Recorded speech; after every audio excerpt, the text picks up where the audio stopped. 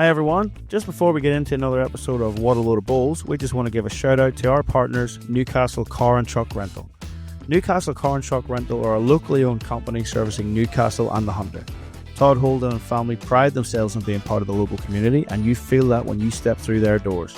It isn't a different person every time you call, it's the same people taking care of business and taking care of you. So next time you're in need of a rental, be it a truck to move, a ute for those everyday DIY jobs, or a car to get the family around on a day out, be sure to contact the team at Newcastle Car and Truck Rental by visiting www.newcastlerental.com or by calling 02 49 081 081. And don't forget to tell them DJ and Simon sent you.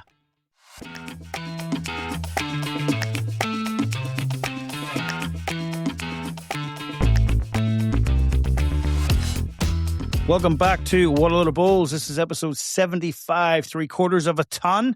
I'm DJ, Simon's alongside me, and unlike Franklin Fong's Bulls up in Nelson Bay, our chat is very much on the right by us, Simon. Welcome back, Simon. Just had to get that in there on Franklin. Big fan of ours. He's always listening in. No doubt I'm about to get a message about that one. So, Simon, welcome back, mate. It's been a fortnight. What have you been up to? Yep, this time of the year, coming towards the end of the financial year, it always gets busy. Few admin things to clean up, and but now getting preparation. I've got coaching weekend coming up in a couple of weekends' time down at Goulburn Railway Bowling Club. So yeah, getting prepared for that. Having 40 bowlers doing a bit of coaching over 2 days, 4 sessions.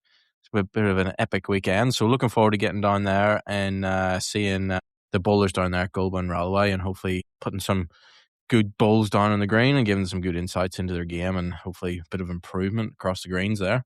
Yep, nice. So when you say admin work this time of year, I mean, are you talking about maximising your tax return to its full potential? Is that what you're talking about? Oh, it's just, end of year numbers, isn't it? Yeah, right. Not tax evasion, though? No. No. Definitely not. Yeah, good stuff. What about yourself? Much as mate, just same old admin work at the club. We got I've got 24 bodies heading to Dubbo for the state championships in the next couple of weeks. Then obviously, as we've talked about a couple of times, and only a couple of times on the show, and then heading to Glasgow for 2 weeks. So I've got to get ready for that. And then as I get back from there, I've got two sides competing in single gender pennant at the start of August, and another side competing, grade 1 competing at the open gender pennant at the end of August. And I've got to organise all the travel and all the accommodation and stuff for all those people. So all that's happening at the same time. So I'm effectively, as this time last year, turned into a travel agent. Yeah. Not to mention Barry messaging all the time going, oh, what are we doing in Glasgow? Well, but yeah. Speaking of Glasgow, do you have something, non-listeners, I haven't mentioned to this at all to DJ. Oh, no. I've got a little going away present for you, a little package I'm putting together. So what I'm going to do, I'm going to get it sent up your way to Maitland City before you fly away, and we'll get you to open it up one of the episodes before you go. And you're not allowed to open it. Live reveal. So there'll be a couple of little goodies for DJ on his travels and heading away. Be a video one, Simon. Might have to be that one. So yeah, looking forward to that. But there's a few things still on their way. So getting that package put together, saying you keep mentioning about going to Glasgow, so we'll... I'm a bit excited, I'm not going to lie. I'm a little bit excited about that one. Yeah. So, yeah, no, it's good, it's good. Anxious too, it's a lot of time away from Yana and the kids, dear me. But anyway, the other thing about this time of year too, mate, is, and what the majority of this episode is going to be about, is it's Australian Open time. Yeah, biggest bowls tournament in the world. Biggest Open, yep, richest one as well. It's a lot of prize money in there. Simon, you've got a few stats in and around that too. So it's for the people listening overseas, because we are, let's face it, we're not going to shy away from it. We're world famous, mate. We are worldwide. So for those in the farther regions of the universe, explain what the Aussie Open is, what it entails, and some of the big stats from that. Well, Aussie Open is a yearly event held around June every year, and usually runs for a good 2 or 3 weeks. And there's a few good tournaments in the lead up to the Australian Open as well. They're knocking around the Gold Coast. So held on the Gold Coast in Queensland. And it's run this year from the 5th to the 19th of June. And we've got 15 days of play across 18 different disciplines. So they've included 3 new disciplines this year, so a total of 18. The total prize purse for the whole tournament, $348,000. Whoa, across those 18 disciplines. So plenty of money up for grabs for those that do make it to the pointy end of the tournament. So to get all those disciplines paid, matches, there's over 5,000 matches to be played. And to get all that happening, it's run across 15 different clubs. So could you imagine the administration nightmare for this event? Definitely needs a lot of hands-on people, a lot of clubs to get this kind of event going. And look, it's just been built year after year after year. So to give you a bit of an idea, we've got over 1,300 competitors in the men's singles event. And we have to just get in one. the men's singles alone. That's just the men's singles alone. We have to get down to one winner. Yeah. And in order to get through, look, it's not you rock up and you have one game and you're out. So it's group stages to begin with. So there's 330 sections of men's singles. 330 groups of 4. Yeah. So you get 3 games. Guaranteed 3 games in your first sort of go. So you're not going to rock up and get, if you do get drawn against one of the elite in Australia, you're not going to get put out in your first game. You're going to get a couple of games and you're going to probably be at a few different venues. So you'll get a bit of a feel for the whole event across a few different games. So yeah, look, it's pretty massive. It keeps getting bigger year on year. And yeah, it's always a good time of the year for bowlers, and everyone's always pretty excited and pretty hyped. And no matter what bowling club you are around the country, it's more than likely somebody from your club is going to be playing in the Australian Open, especially on the East Coast, I would say. But a lot of people do make a holiday out of it. And a lot of bowlers do like to travel up to the Gold Coast and stay for a couple of weeks, maybe extend it for a week or so and make a bit of a holiday out of it as well. So always a great time of the year up there on the Gold Coast, and always plenty of bowlers knocking around and plenty of atmosphere happening. So looking forward to watching some of the games. There's plenty on live stream every day. There'll be bowls every day on live stream. So just jump onto YouTube and I'm sure you'll find some games that are being streamed, whether that be through Bowls Australia or any other kind of live streaming bowls stream that is on there. Yeah, and then obviously the finals, once you get down to the back end of the competition, that's all on Fox as well. So that'll be good to see, mate. But yeah, so with that Australian Open theme in mind, we had to go back into the goat paddock and bring someone out for a bit of an interview in the lead up to it and build up a bit of publicity. So as we're recording, we're already a couple of days into it. It opened up with the mixed pairs there last Friday night, as you mentioned. But yes, Aron Sherriff was pretty keen to get in and have a chat to us again. Only a quick one this time around. But yeah, Aron talked to us about his retirement from rep duties. He won the Ali Shield there with Queensland back in November out there in Tassie, and he decided after that was enough. His focus on the Australian Open, just how much he loves it. I mean, like, he's going for eight all up singles and 5 in a row singles. Like, that's crazy. It's a crazy style if he gets to it. I did ask him about that little rumor as well. You want me to, Simon? We'll let him reveal that when we get to it. But yeah, no, it was always good to sit down with Omar and have a chat, mate. So, and it was in between. He just got off the green from rolling it. He says, Dave, let's have a chat now. Yeah. We had a chat, and then he's off straight off to the golf course. So he knows how to keep busy, that fella. I don't know how he keeps going, but incredible. But yeah. So over to Aron Sherriff, ladies and gentlemen. Want to improve your bowls without overcomplicating it? The Bowls Academy has free coaching resources, blogs, and downloadable drills to help you get more from your practice. Whether you're a new bowler, club player, or experienced competitor, there's something there to help sharpen your game. Visit thebowlsacademy.com and grab your free resources today. All right, folks, welcome back to the legend that is Aron Sherriff. Omar, welcome, mate. Thanks for having me on again, mate. Yeah, not a problem at all, mate. I like to see you're rocking that new Broadbeach apparel there from SSA. How good's that? Yeah. No, uniforms arrived probably about 3 weeks ago. So, yeah, getting them around to all the members, and good timing with the AO on to get the new look out there. So, yeah, it's pretty cool. It's definitely a new look, and it's a bit of changing colours, things like that there. But Jeremy's done a great job down with that, so he has done in their Star Slab apparel in Melbourne. Yeah, they went to into a fair bit of detail with, I took a lot of photos of the area and tried to get a vibe of the colour palette sort of thing. So, yeah, lighter blue, bit of a sandy yellow in there, and yeah, looks pretty good. It's nice and comfy. He has gone all out for it, hasn't he? Yeah. She's not bad. Right on, mate. So, I suppose we got you on because that small event, the Australian Open that you play in now and again's on at the minute, isn't it? Yeah. So, back into it. So qualified on Saturday, snuck through the section. You're lying. I seen the results on Bowls Link, folks. Check them out. He didn't sneak through. Yeah, no, but it was a really good day. 3 guys that are sort of relatively new bowlers, so yeah, it was good fun. Hopefully, they got a little bit out of the day, and I certainly did, and gave me a few things to think about and work on. Yeah, sweet. So how is the form leading in, mate? We talked last year, and you were playing. We'll not repeat the words that you used, but how you were playing leading into it this year, but you still went 4 in a row, 7 overall in the singles. So how's the vibe this year?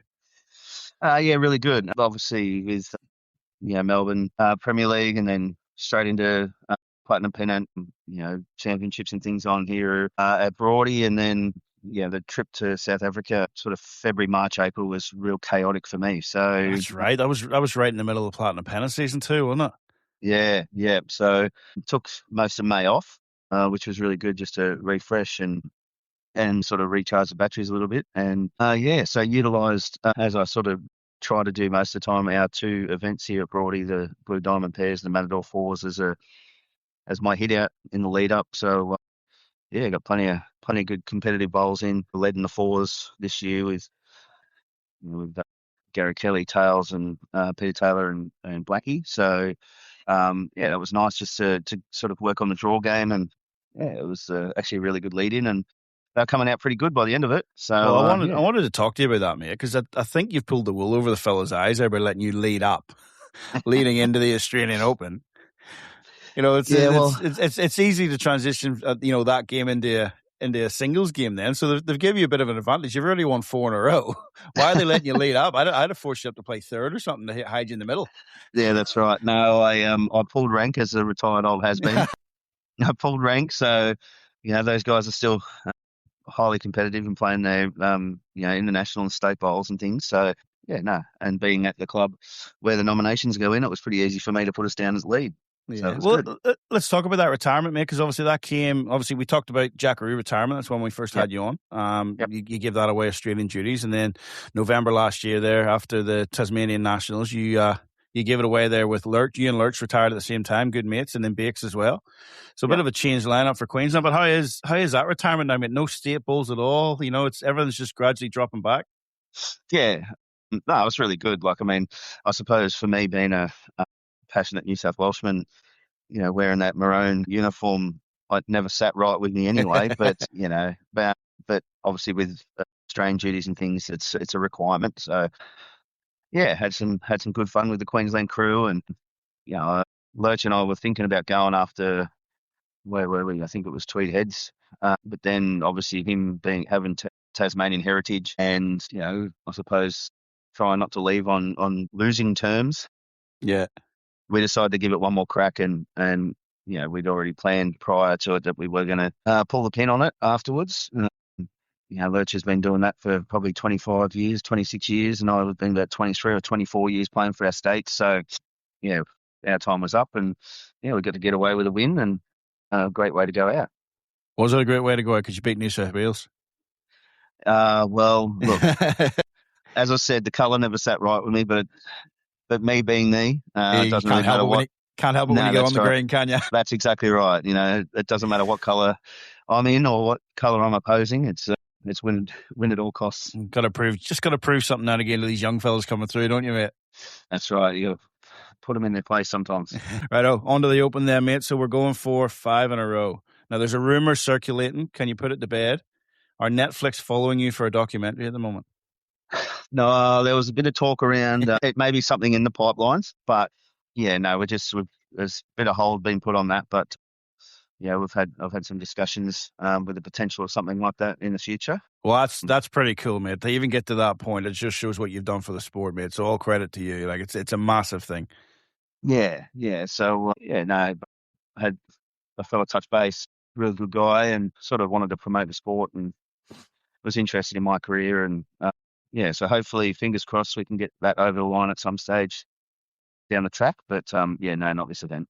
No, that'd be awesome. That'd be awesome. Right. So so you're saying about the Blue Diamond and the Matador Fours leading in. Is there any other prep that you've gone through that you've done the last sort of 3 or 4 years getting ready for this event, or?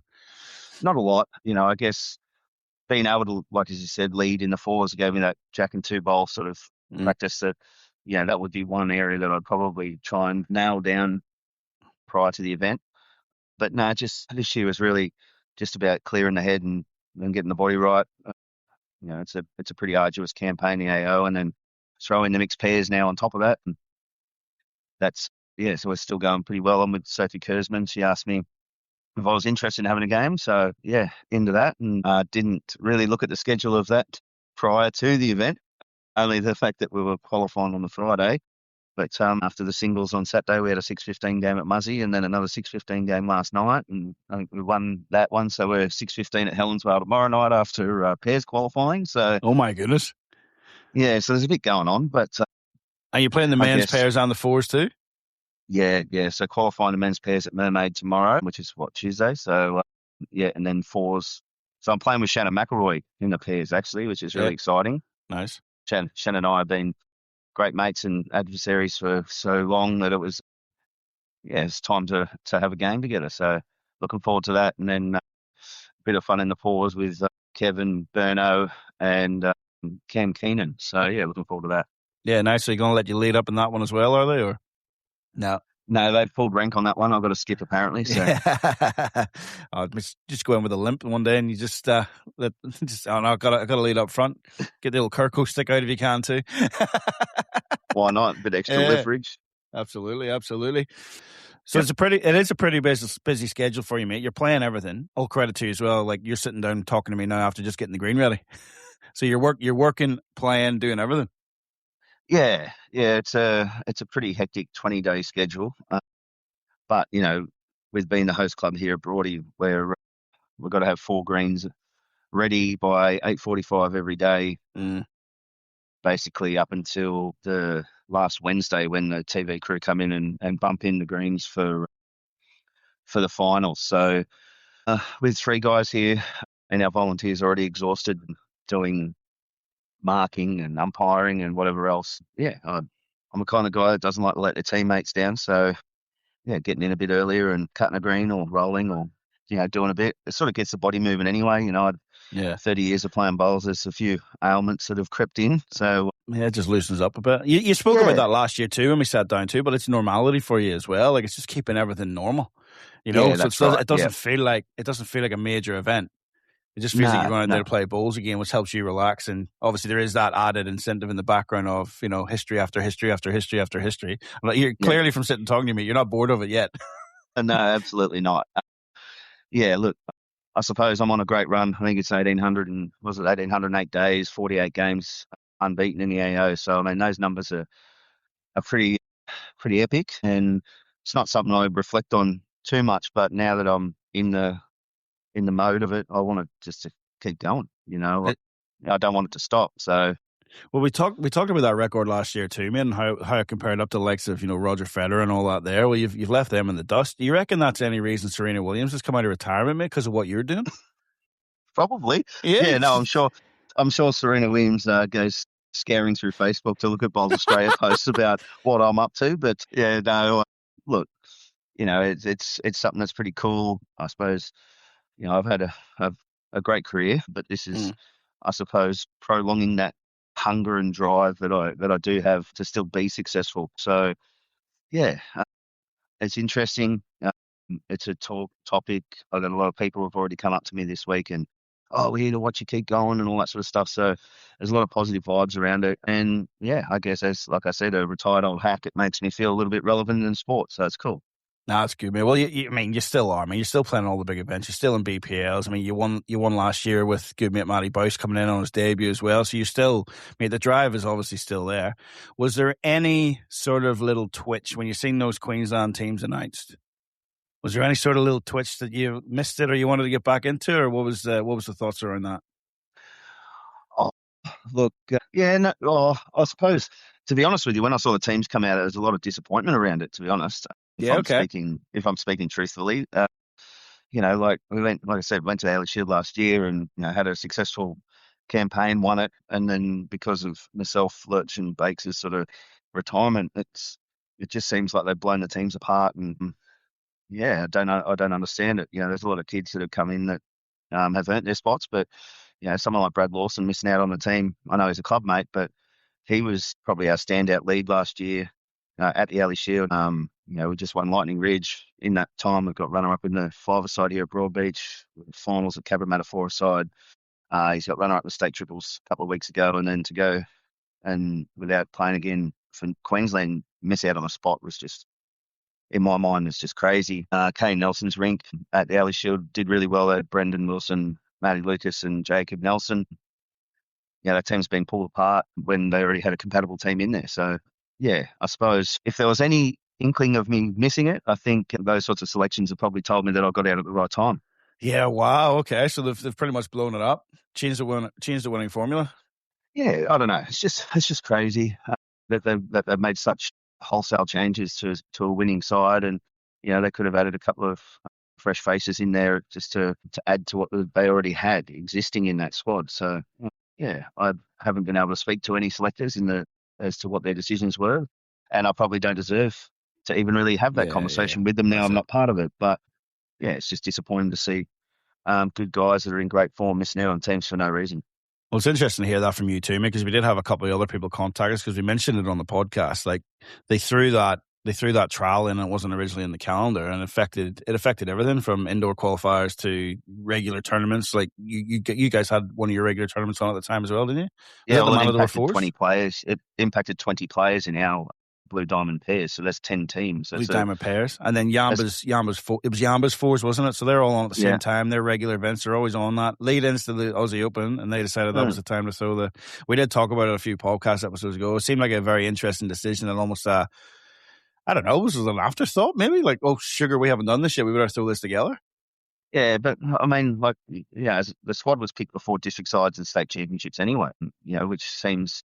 So before strange the main events. To me, and that's our major events of the year, and and then those tournaments were already on. They threw it in and then kind of held players to ransom. Was to a certain degree, if you want to go to those tournaments, that's fine, but you wouldn't be considered for selection. So I don't know, maybe that's why Wiz isn't in the team. Who knows? I'm not sure, but it was a pretty disappointing way to kick off a new path and a new direction for Bowls Queensland and their state teams. So yeah, it's a shame. Yeah, okay, yeah. So it was almost sort of half done, went off half cocked type of thing. Yeah. Well, it does look like that from the outside looking in. I'm not trying to put words in your mouth either. Maybe not that you care, like your opinion as it is, but definitely from the outside looking in from over the border here, it definitely looked that way. But yeah, just disappointing to hear that, man. Then obviously the under 25s, like Jared Davies is killing it up with you guys, isn't he? Yeah, he's probably in the form of his life at the moment. So as I said, he was part of those same teams that were successful with Broadbeach. He skipped we won the state pennant last year. He was one of our integral skippers in that, and I think he was player of the series last time under 25s played New South Wales, and not even good enough to be skipping an under 25 rink for Queensland. I don't know. There's just a few decisions have shocked me, and they shocked a lot of people, to be honest. Well, anyway, that's definitely put to bed that the retirement was the right decision. So yeah. Back into the Aussie Open, mate. So, like we said, we've got a busy schedule, but you're sitting down with me here now at 9:30 in the morning. You're about to go have a head of golf, so you're not exactly taking days off in between, are you? No, well, got a couple of guys that have come up. We're supposed to have a hit last year and didn't get a chance to do it. And if there's any chance of getting something done, it's probably week one. So no bowls at all today.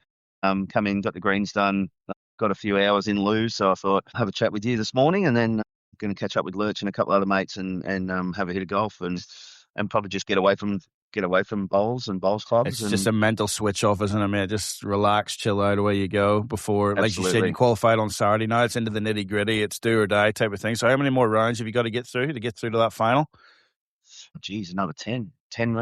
No, sorry. What have we got? 7, 8 rounds, I think it is. So I think it's still another 7 or 8 games. Yeah, wow. Yeah, it's just 12 all up to win it. So another 8 to get to the final.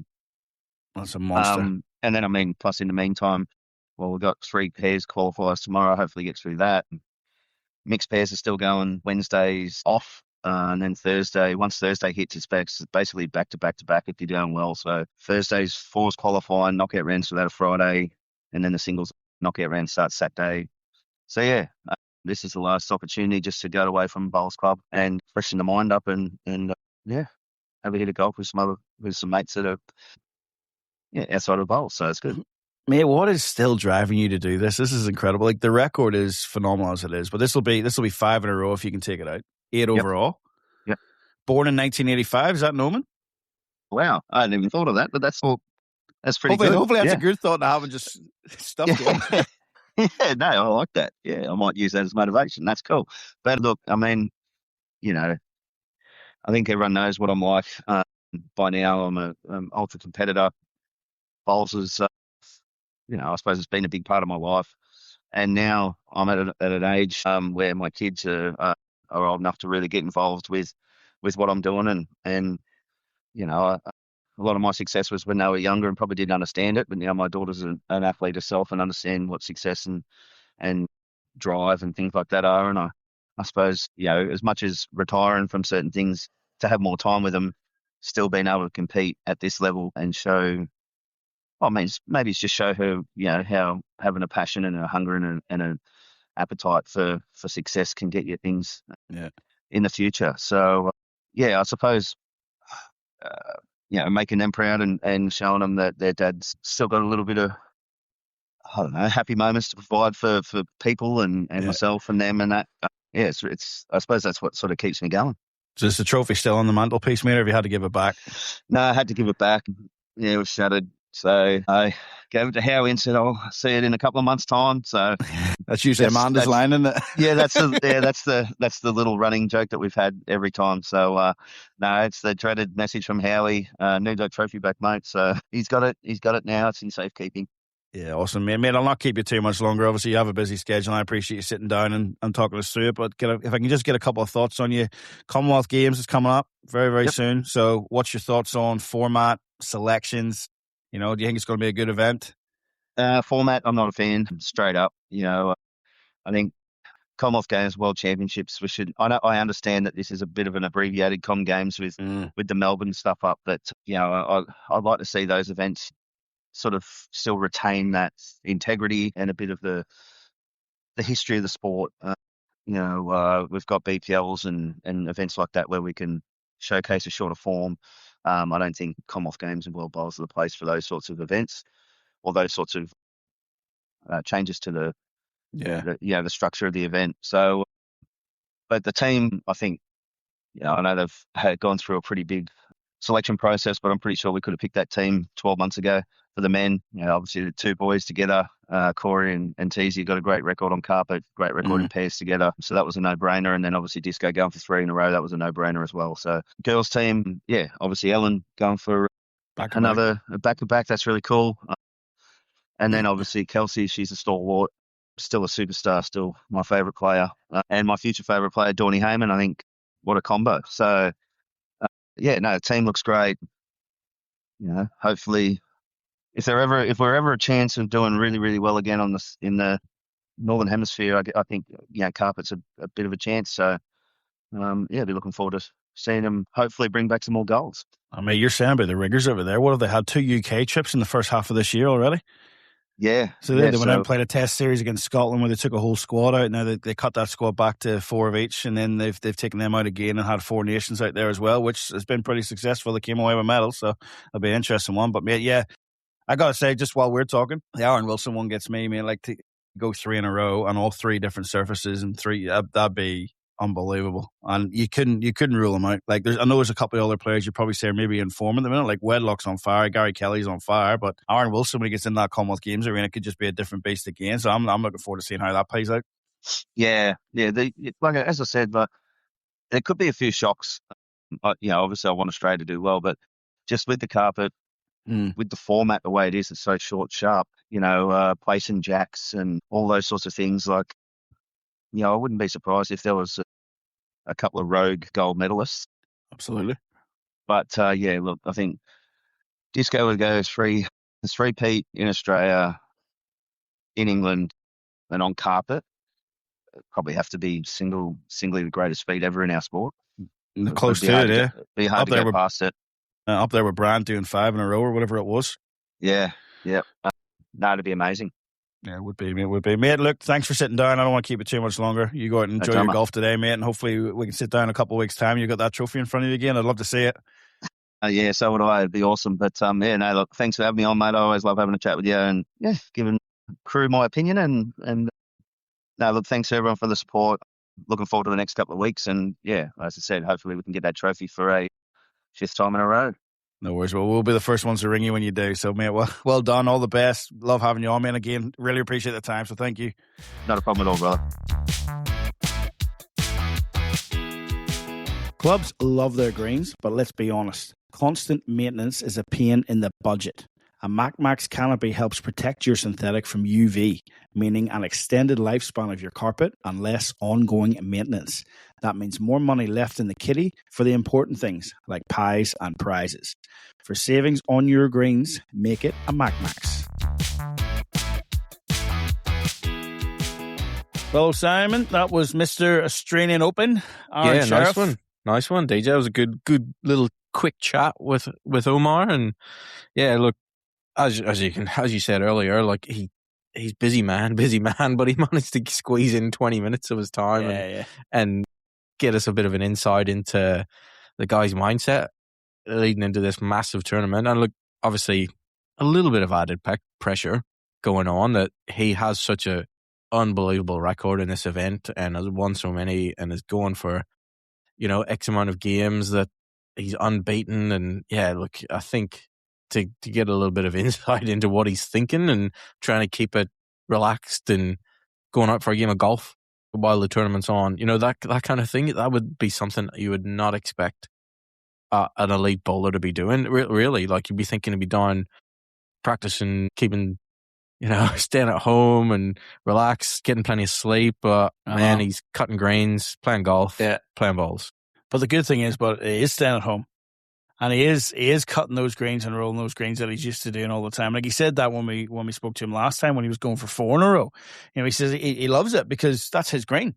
That is his green. That's his green that he cuts and rolls every day. That's the green that he plays all the big games on. That's the number one green. That's the green that the TV rink goes on. He just absolutely loves it. That's just a scary prospect. That this fella has only just he's the only reason he's retired is because he wants to retire. It's not because there was drop off. Yeah, it's just a case of he got fed up with the burnout. He wanted to have a bit more time. Like he mentions quite a lot if you follow him on socials. Like Zoe's going absolute all guns in the cricket, so she is, and then Connor's getting into his fishing and stuff. So he wants time at home with them.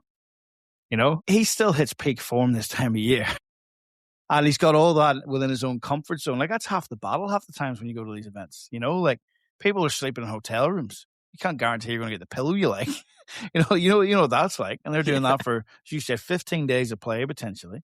And yeah, it's just a scary prospect if he gets into that mindset again. And I haven't checked the draw because they are into the knockout stages, and Aaron's still going. I think there was only the one big shock in the men's game, but we'll leave that for another time.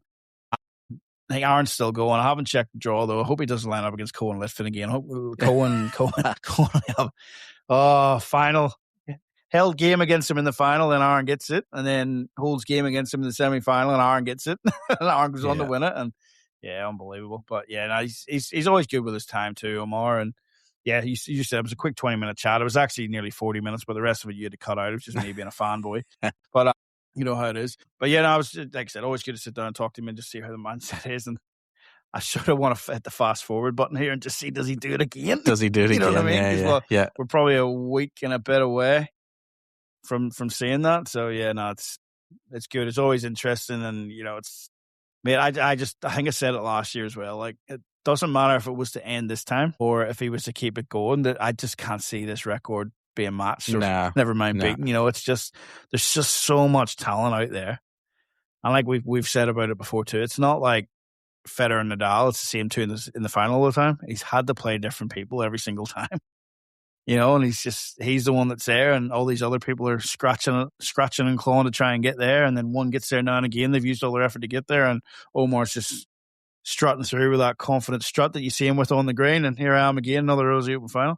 So yeah, look, long may it continue. It's one that I don't mind seeing continuing. So all credit to him and good luck to him. So like we can't talk too much about it, folks. It's only really just kicked off. The mixed pairs, one of the new events that Simon mentioned there, is well underway. They're down to the last 16 of that. So probably in 2 weeks' time, when we're back again, we'll give you a bit more of a recap on what's going on there. But yeah, plenty still happening. Women's pairs is off and running too. Women's singles won't be far away, and then obviously you've got the fours and things happening too. So yeah, should be a good one. So big announcements around the scenes there, mate. It's now, I think it's Sir Daryl Clout from talking to me the other day, but it is Daryl Clout AM. So for those that aren't familiar, that's like all the MBE, CBE stuff back home in the UK. But you've got the Medal of Order of Australia, which is the OAM, which is the one we see quite regular, but the AM's a little bit of a step up. It's the Member of the Order of Australia, and Daryl has been rewarded for that, for not just for bowls, all credit to him, it's sports administration as a whole. He was a big softballer behind the scenes as well back in the day, but he's held positions everywhere on Commonwealth Games for Australia, World Bowls, where he currently is now. He's been president. He's still on the board. He's been on the board of Bowls Australia and been president there. And he just plays out of a small club in Newcastle people wouldn't have even heard of, called Marks Point. Like, it just shows you, like, you don't need to be at these powerhouse clubs like St John's Park, Club Maitland City, things like that there, carrying ball like Simon. You know, you can just be from a little club and just have a passion for the game and a bit of knowledge and a bit of know-how to get there. So yeah, well done to Daryl. There's plenty of other OAMs and King Birthday Honours awards that have been given out there, but I thought that was a pretty standout one to mention. So yeah, well done to Sir Daryl, as he said to me. Nice. I did ask him, was it Sir Clout? And he said, no, Sir Daryl will do for now. I want to text him. So yeah, good on you, Daryl. Well done, mate, and long may it continue, mate. You've done some good things there with World Bowls, and you know, we're quite biased because we got the relationships there now, but long may that continue as well. And what else have we seen around the traps, mate? Did you see the TV news shared on Facebook in Ghana? No. Ghana on that one. Ghana held their first national championships. And you got to go and check out the video, mate, because it doesn't even look like a short mat. It looks like they're playing on some sort of AstroTurf. Yeah. But they're playing with the proper size bowls and stuff, and it made national news in Ghana. There we go. So that's what we want. Awesome. Publicity. That's awesome. That's what we want to say, mate. Like we keep saying, pushing towards Brisbane 2032. Absolutely massive. And again, another good thing as well, which we didn't talk about a couple of weeks ago, but it was doing the rounds as well. Back home in Australia, up in the Helensville Club, the Road family of 12. Did you see them? That's right. Yeah, there's 12 of them playing. 12 of them playing, like all up. So, and they're TikTokers. Okay, so they're already famous. I think mum and dad are American and have moved out here, and the kids just get into it through school. And a couple of them they actually made or won the under-18s in the state for Queensland. We'll have to check that up as well. But yes, it's just good to see. And then that's made publicity too, and just showing that's a young people's game. But mate, I know they're TikTokers, but I think they need a TV, so they do in the house. But the other thing I'm seeing a lot of too, mate, and I know we're proud of it too because we're associated with Max, but Mark Casey might need to stop the spam a bit. Yeah, every time I load up Facebook, it's there. Like today he was showing a vacuum cleaner on it. You know, he was giving her a vacuum. Like, she's only a week old, for dear sake, Mark. But no, look, that is a fantastic facility. It looks good. It definitely looks good. Like, Mark, we were lucky that Mark showed us some of the designs previously on how it was going to look, and for it to turn out that way, it looks absolutely super. So everyone, if you haven't, get on the Deer Park Facebook page, have a quick look at what they've done there with their Max canopy, and they've almost fully enclosed it. It's not quite fully enclosed, but you've got a little small rink and then a big rink. It's almost indoor. So yeah, it's absolutely brilliant, and it'll stay a bit of a novelty until a bigger facility opens in a few months' time. So speaking of which, how's it going along, DJ? What's the construction? What's the time frame for the big reveal and big opening? Question without notice. Yep. Yeah, it's still, like, mate, big projects like this, you seem to come up with a few issues every now and again. But yeah, it's moving along pretty well. I know the steel's rocking up in Australia pretty soon, and that's going to be put up. So it feels like a long slog because there was, as they say, they're in the ground at the minute trying to build things up. And that's when you come across a lot of your issues, and we find a lot of, like, it's an old area of the club. Like, we're finding a lot of things. So we are that, you know, you try to hope weren't there. Yeah. But once that steel starts to go up and you see the structure starting to take place, I think that's when it's really gonna kick in. But yeah, I'm hopefully gonna try and get out later this week or early next week and get the drone up again and put a few photographs around. But it's coming along nicely. There's a lot of steel and concrete in the ground already. Yeah, we're gonna have an absolute behemoth of a facility too, mate. So I can't wait for that. Well, DJ, you managed to get a big fish you managed to get a few big fishes for interviews on the podcast and that, but big fish on the podcast, you managed to hook a big fish on the green and sign a really good player to the club. Let us in. Really good player. I can't wait to tell her you undersold that. My goodness. But yes, very, very happy with that one, mate. That was a little bit of work going on behind the scenes with that one. But yes, very happy to welcome Natasha Van Eldick to Club Milton City. So here you are. Let's turn in the Club Milton City podcast here in a second. You'll be on the payroll in a minute. But no, it's very, very good, mate. Like, we're obviously, again, talking about the facility. We're doing that to try and push the club and drive the club forward. We want to be seen as a big club in the area, and part of that is having some of the best players around, and why not get a World Bowls Hall of Famer? Yeah, you know what absolutely. I mean? It's an interesting one too, because obviously she spent all of her career at Raymond Terrace, and it was nice to basically showcase what we're trying to do there and give her a direction of where we're wanting to go, and she was excited about that. So it was nice for her to come and give have a bit of a change of scenery and come over to Milton City and help us drive things forward, especially on the women's side of the game. So it was good to get Tash, and hopefully if I can get her to sit down. Hopefully, if she still talks to me after a while, like once she gets to know me, she might not want to talk to us. But I think so. she'll be another one that we've always had on our hit list of player interviews. So hopefully now definitely we'll get that her might on be board, one we'll be able to get in. But yeah, she brings Genevieve Dells with her as well, who both of them are in the States side at the moment. Both have been Jackaroos.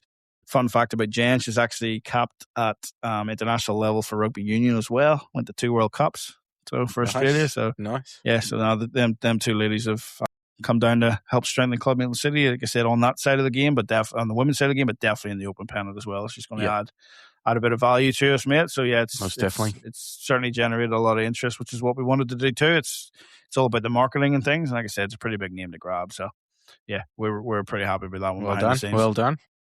Just before we go, mate, probably another nice topic, especially with the amount of travelling you're doing. I mean, I know you're moving to Brisbane to get out of Sydney, but you seem to be spending more time in Whoop or country New South Wales at the moment. You're off to Goulburn, but you've been spending a bit of time out in Orange. And man, I can't remember, what was that other place you were at with the train station? What was that place called? I was up at Wallerawang lately. Wallerawang, what a name! No wonder I couldn't remember it. That's not a word. It's just a sound. Up near Lithgow, the other side of the Blue Mountains, just west of Sydney. So yeah, about 3 or 4 hours drive. I mean, traveling up and down there a few days each week. So yeah, it's definitely Wallerawang. It's definitely going back in time there. But anyway. But the reason I'm going there, mate, is you had a bit of time out at Orange there not long ago. And we always talk on here about how clubs need to be a centre of a community, and they need to diversify. They can't just be a bowling club run by bowlers. It usually doesn't end too well. Yeah. You got to be able to expand your horizons a bit. And you picked up something interesting at Orange Bowling Club, didn't you? I did. I had an afternoon off, and I went it was a beautiful autumn afternoon. Went for a bit of a walk, and I just, being a bowler, obviously I get drawn into where bowls clubs are. So I actually walked past, not by purpose, but on accident, walked past the bowls club. And what did I see in the position of where a bowls green used to be? You could see where it used to be, pickleball courts. Nice. How good's that? It is good, man. Pickleball courts. It's a sport that's taken off, isn't it? So obviously they found an area and away they go. Where they go. Like, I just thought that is brilliant, because pickleball is massive, growing. So many people want to play it, and you see little courts popping up everywhere. So I thought that was unbelievable. That club has jumped on that. They've obviously got maybe a green that's not used, space that's not used. Let's get some pickleball courts on. And they looked really good, looked fresh, new, inviting. Yeah, I thought, what a great little initiative and a little thinking outside the box that Absolutely. A club can jump in, get some people in through the door, and obviously spending money maybe at meals, over the bar, have another little social aspect of their club. Not necessarily bowlers, but who knows the amount of people that come and play pickleball every week at that bowls club. And you never know, you might get a few flow-on people that actually want to take up bowls. Yeah, well, we obviously we didn't put pickleball in, but we've had a couple of pickleballers. It is getting so much more popular, but we've had a couple of pickleballers come and join the club recently too, because just looking for that competitive edge in another sport too. But yeah, it'd be interesting to know how that came about and sort of how well it's going. So if you're at Orange Bowling Club and you're listening in, flick Simon an email, simon@thebowlsacademy.com. Let us know how it came about, how it happened. Has it been well received? No doubt, knowing some of the bowlers, probably not. But it'd be good to see if it's a success story or not. So and we'll probably reach out at some point too. But if you are part of that community and you want to let us know, just drop Simon an email, and we can talk about it more on the podcast at another time. But as for now, I think that's enough of our Australian Open podcast. We'll be able to bring you some results over the next couple of weeks. As Simon says, tune into Bowls Australia and check out their live streams and stuff. You're spoiled for choice with the amount of games that they're having over the course of the weeks. So they are. And then, like we said, Foxtel and KO will probably have the bigger games later in the piece. And yeah, good luck to Aron Sherriff. Yep. We're not too bass on here, but it's nice that he Just comes a on little every bit. now and again. Yeah. But yeah, like as long as that bubble's still going, I'm happy to watch it. So well, keep going, Omar. Mate, all the best. Hopefully in a couple of weeks' time we're reporting you on number 5. Absolutely. If not, at least we'll have another winner to talk about as well. So yeah, that's it for now, folks. But always remember, keep that little disc on the inside. And good luck on those greens.